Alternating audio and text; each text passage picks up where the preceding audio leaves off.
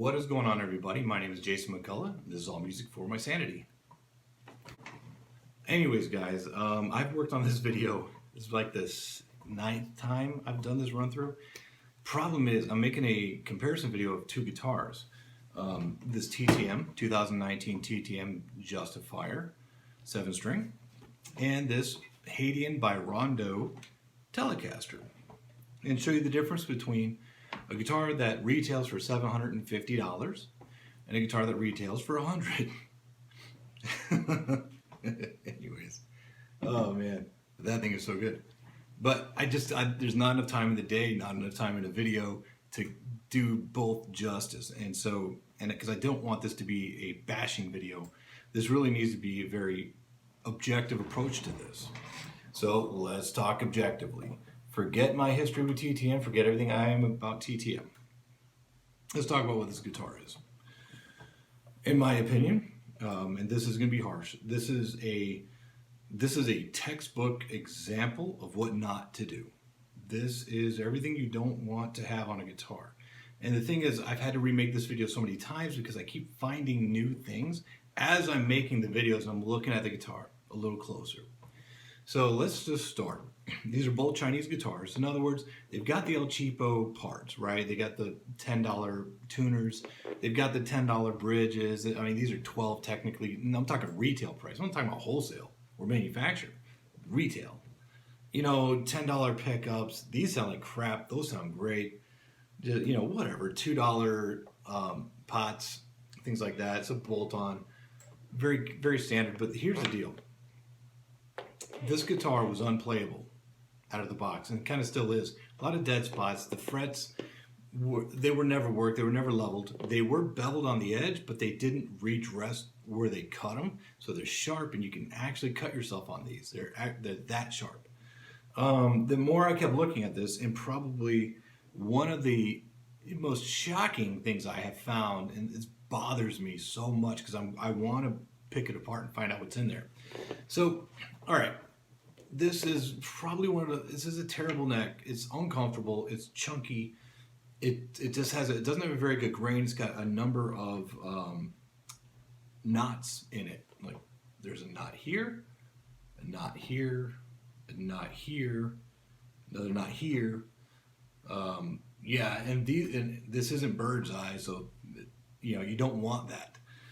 But what I found, and you know, we got the binding, the abalone binding plastic, which is very normal to have imitation abalone binding on most mid-level range guitars.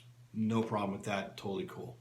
And again, the El Cheapo parts, whatever, really not a big deal either until you ask $750 for one of these. But here's where it's the execution and where they really come up short. And you can really see it right here. In the overglue from the binding, yeah, right there, all that, and just in multiple other places up and down this thing.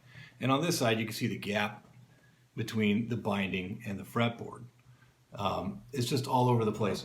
Now, while I was looking at that, and there's glue all over the fretboard, and there's from I guess how they glued these down. They're weird because there's abalone underneath, like an 1/8 inch thick layer of acrylic of some sort, epoxy, acrylic, something, but there's overglue everywhere on it. And down here at the base, there's glue all over the place left over because there's binding down here on the bottom too, which could be very cool, but not with all that glue all over the place. You got glue coming off the frets, just basically everywhere.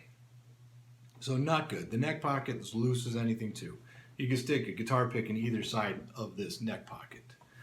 So that is all rough, and then, I mean, I could talk more. I mean, just look at this, all right? This neck doesn't look like it was even built for this guitar. It doesn't fit properly. It's 1.5 inches out. And see, that's kind of like the funniest thing to me because the scale on this guitar is short. This is a 25.5-inch scale neck. However, the guitar's overall scale, you know, from nut to about where you would normally intonate is you're sitting at maybe 25 to 25.25 because I've got these pulled all the way back, and I have measured this all out. This still doesn't hit 25.5 when I've got these saddles pulled completely back as far as they'll go up against the bridge. And I still need more room so I can intonate this. But it's not worth it. It's just simply not worth it because I also got to do a full fret level and dress. And that's not going to fix any of the cosmetic issues. It's not going to fix the neck pocket. I can fix that. But again, you're talking about how much work, how much time into something that's made out of garbage material. And it really is. And here's what got me, and the last video I made, I saw this, and I've been looking a little harder. This is ridiculous. So apparently, here on the neck, oh, by the way, this was supposed to go to a customer too, courtesy of Lance Benedict. Apparently, they don't, at the TTM factory, they don't believe in firewood. They don't believe in waste. So maybe kudos to them. They don't believe in waste. But here's the deal, man. There is an extra piece of wood here. You can kind of see, you can see that. Yeah, you see the two different colors there, the two tones? Well, that's because this piece of wood doesn't belong there. And it goes all the way up to right there.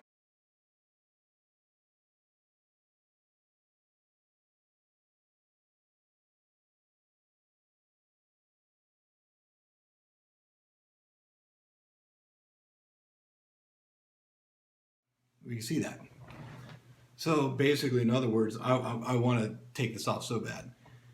More than likely, there was a imperfection in the whatever wood that they found out back and decided to make a neck out of. And it must have been a knot, or maybe, dude, I can't even imagine. I don't even know what's behind this, but it can't be good. It's why? Why would you do that? Why wouldn't you just throw this away and make a new neck? This is not, obviously, I mean, this is garbage wood to begin with in the best of circumstances. But then to add that, it's like, well, I guess there's no standard. And if I got this guitar, somebody's $750, I'd be insanely pissed off. So, you know, other flaws, we can go about pretty much everything on the guitar. The nut has a spacer. Again, no big deal. That's perfectly normal. However, I can see daylight through the spacer. So it's not going to be getting a lot of tone to the neck, which doesn't really matter anyways, because this is a completely garbage piece of wood. I mean, seriously, I just can't get over the fact that they filled this and then covered it with a piece of wood. It was probably like a big old chunk of nastiness they had to cut out. Or maybe they didn't. Maybe they just filled it with great stuff and just slapped a piece of veneer over top of it, which in my opinion is absolutely possible. So let's talk about some of the good stuff. We've got a double A, maybe flame maple top, maple veneer, sorry, not top, veneer. The binding is done pretty decently. There's only one or two rough spots, like right here, but everywhere else, I mean, for some reason they didn't get it right here, but everywhere else on here, it's smooth and pretty much seamless, which is kudos. And this is wood. This is a 3-piece mahogany body. It's translucent finish. You can see it through it. And I chiseled out a little bit inside the neck, inside the cavity here, because I just wanted to make sure it was wood. Because a few of these rolling around are made out of compression board, which is basically sawdust and glue. Who wouldn't want that, right? Am I right? Anyways, yeah, might as well have made this neck out of compression board, about as good as it is. Then we got, I don't like neck plates. This is cool. So it's got the grommets with the screws or furls or whatever they're called. But then again, the execution, man, these are sticking up out. Like, let me show you. They're not sitting flush. They're sticking up out of the body. So, I mean, what's the point? What's the point of that? You got that a really nice contour here, but then you got this terrible neck, which actually needs to go another 1/4 of an inch that way, if not a little bit more, just to make up for how short the scale is. And that was an issue with all of these. All of the Justifier 6 and 7 string, it was a manufacturing mistake. And everybody that got these ended up getting a guitar that had a short scale. It was impossible to intonate. And that's it. And the only way you fix that is by shimming the neck out. And it's already sticking out far enough. I mean, dude, what do you want? And yeah, so anyways, that's this, man. That's what you get for $750. I would not be happy with that. Now, let me show you what you can get. I got for free. My buddy paid $85 for this. Technically, I guess it might have been B stock through Rondo, Hadean. It's a Hadean. You can't really see that. Kind of washed out here. But it's just your standard. It's got your El Cheapo $10 bridge, $10 tuners, $2 string retainers, $2 nut. Nothing really big. It plays, although out of the box, it was damn near perfectly intonated. The scale's proper. The neck was almost dead straight. I had minor truss rod adjustment, tune it up, good to go. The fret ends are perfect. The frets are perfect. No dead spots, no buzzing, no nothing. It's just a wonderful freaking guitar. It plays, it's shockingly good. It doesn't make sense how good this thing plays. It doesn't play like an $85 guitar. This plays like a $500 guitar all day. And my favorite part of this whole thing, this thing has a quarter sawn maple neck. Let me show you. Yeah. That's a very high-end finish. That's a high-end option. Usually 150 to 250 bucks extra. When you're building a neck or building a custom guitar, you want quarter sawn maple, you're going to pay for it. Because it's so stable and so reliable that truss rods are almost obsolete in them. And actually back in the day, that was the choice. Lumber was quarter sawn maple because it didn't have truss rods. So this was the route you wanted to go. And this is a one-piece neck, which is totally cool to me. No scarf joint, no BS, and no extra crap down here because there's a hole in the neck, so we're just going to fill it with something and slap some veneer on it. None of that crap. String through, whatever, I don't really care about that. Got a neck plate, whatever. It's this very traditional telly. It's got it's got kind of a thin finish on it. Neck pocket's decent. It's not the most remarkable thing I've ever seen. I wouldn't trust, if I took this apart, I wouldn't trust myself. I wouldn't trust it to hold with no bolts, which is what you want. But I can fix that. I can just add some wood, some veneer inside the pocket, tighten it up, no big deal. But yeah, this is a wonderful guitar. And I wouldn't be fixing anything on it. I can upgrade. Although I love the pickup, even though again, this is a $5 pickup, for some reason they got it right. These are pot metal bridges, the saddles. I can see bubbling chrome on it. Those have got to go.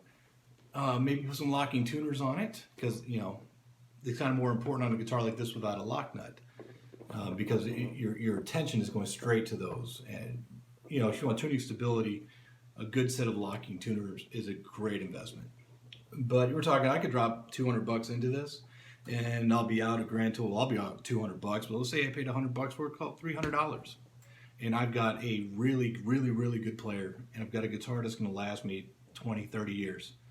I might wear the frets out and have to get it refretted, but again, the rest of the guitar is made out of good material. It's a two or three piece. I'm not sure if it's basswood or alder body. Nothing great, but reliable and good, solid. This thing, I actually think it's mahogany, the TTM, but it's just, there's nothing I can do with this. It's so bad. I can't fix it. Once I saw that extra crap in the neck, it really kind of put the last nail in the coffin on this thing. So I was like, well, I technically can fix almost everything on it. I can make it a decent player, but the wood on the neck is just so bad before I saw that. And that's it, man. This thing is done. This thing's toast. It's a piece of crap. It has nothing to do with it being a TTM either. But it also has everything to do with it being a TTM. See, that's the frustrating part. You take the name off of this, right? Don't even mention this is TTM. This is a terrible guitar. This is a guitar that it can't. It's a garbage guitar. Then you add the name TTM on it, and it just makes things worse. Especially right now with everything going on. Part of the reason I left was because this guitar was on. This was one of our NAMM guitars. This was on display at the booth, and it wasn't playable. And it was very typical of all of the guitars we had. There was a couple good ones, decent ones. There were a couple players on there, but you're talking 3 guitars that are like 50 were worth a damn, like at all. And it's just not cool. So yeah, this thing's going in the burn pit.